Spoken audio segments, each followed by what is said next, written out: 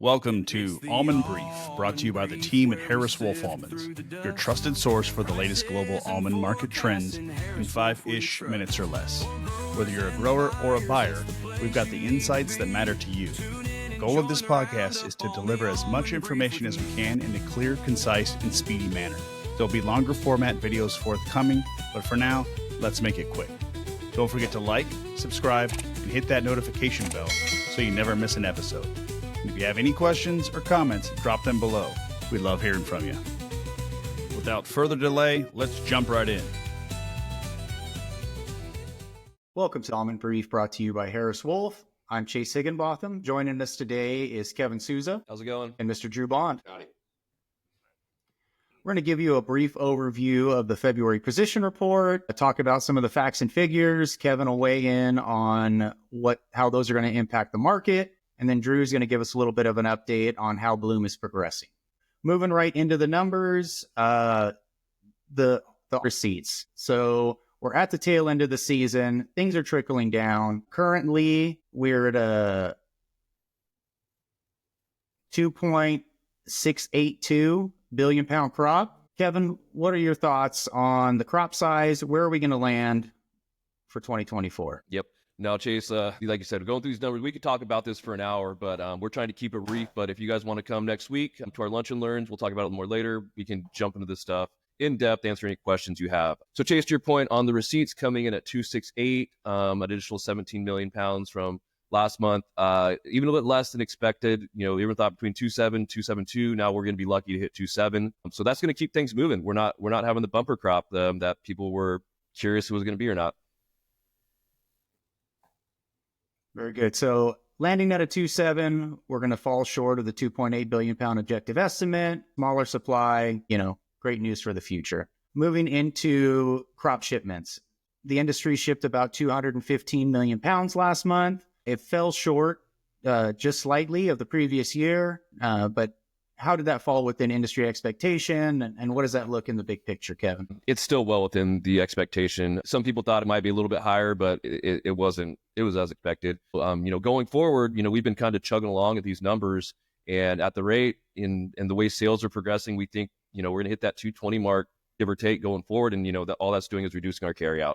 But we're trending at this rate, 450 million pound carryout, which is just going to be less supply for next year. Yeah, that's a great point. The industry so far has averaged about 226 million a month. So if we can continue that through the rest of the year, we easily ship 2.7 billion pounds and get to that, manageable carryout level. Yep, exactly. Moving on to one of the other factors that's going to drive us getting to that low carryout is the sales. So with 220 million pounds sold in February, how did that look, Kevin? Sales were good. I think they were as expected, if not a little bit higher, especially talking to the industry, talking to buyers and traders and other sellers. It seemed like it was a slow month, but what we've seen all along, what feels like a slow market, then we get the numbers and shipments are good and sales are good. It's just been steady. And that's what's keeping this market liquid, keeping it fluid, and getting us as a whole in a very good position for going forward. Yeah.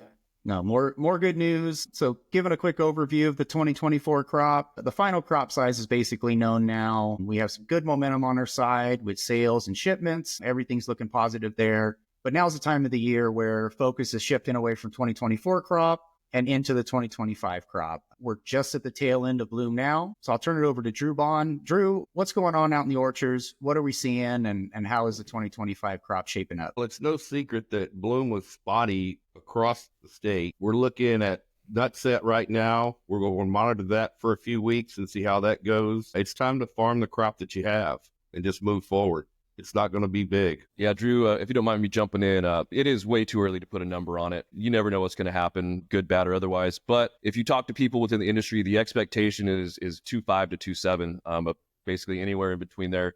And that's what the market is operating on, is a 2.5 to 2.7 for next year. Does that jive with what? Kevin? Completely agree. Yeah, so we're in a great position for 2024. As we transition into 2025, the crop once again looks like it's going to be a manageable size, if not a little smaller than the 2024 crop. All in all, very positive for the California almond market and prices. I think the one thing we need to touch on before we sign off here is the silverback gorilla in the room. You talking about Dru?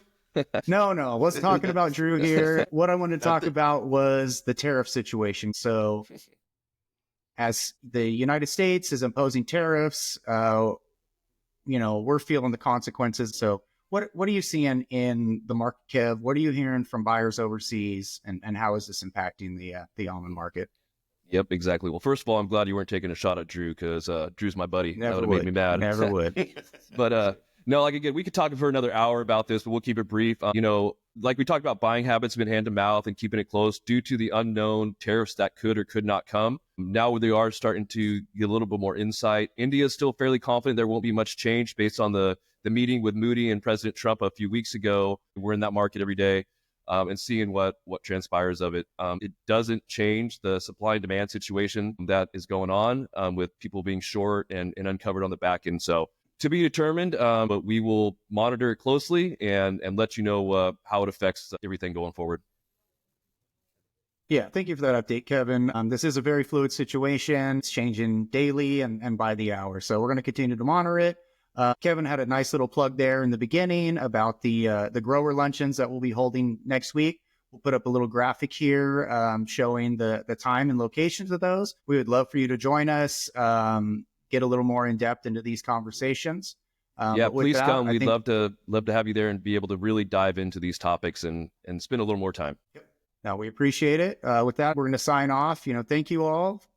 Kevin, Dru, thank you for joining us, and thank you for watching the Almond Brief. See you guys. See you. In a dusty little studio, we gather round the mic, talking about the almond trade. Day turns into night. Harris Woolf and their crew, with voices steady and clear, share the pulse of market trends for almond folks to hear. It's the Almond Brief, where we sift through the dust, prices and forecasts, and Harris Woolf we trust. For growers and the buyers, it's the place you need to be. Tune in and join the roundup